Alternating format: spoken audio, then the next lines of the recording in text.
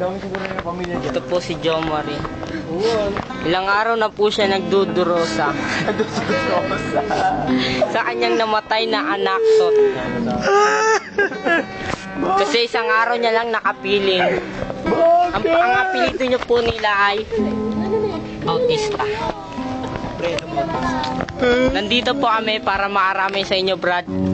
Alam po namin. Alam po namin na mahirap mawalan. Pero kung gusto mo na sumama, tutulungan ka na namin. Gusto mo na ba sumunod? Kilalaman po natin si B-Boy. Ito po yung kapatid niya. Kapatid niya po. Gusto mo rin sumama? At ito po ang kanilang tito. Mga madamdamin po yun. At ito po ang kanilang tita, Bantay.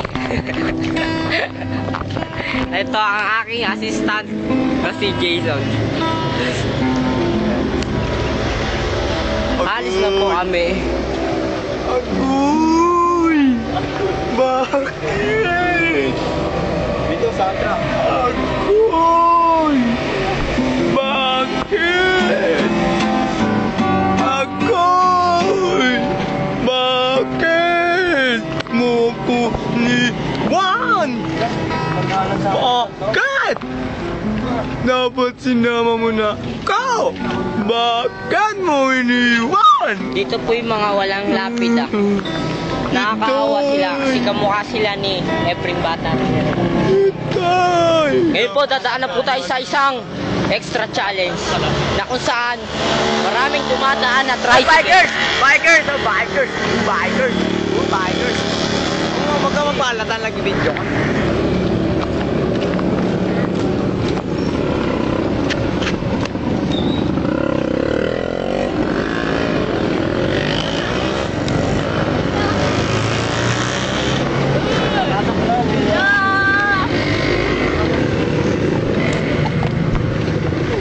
Okay lang, pasok na rin kami.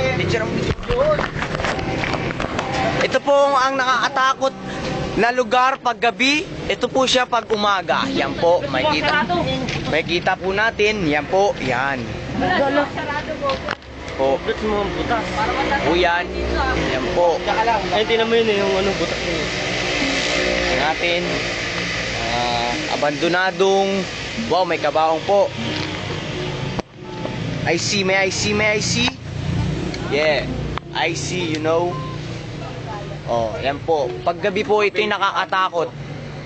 Paggabi po ito'y nakakatakot.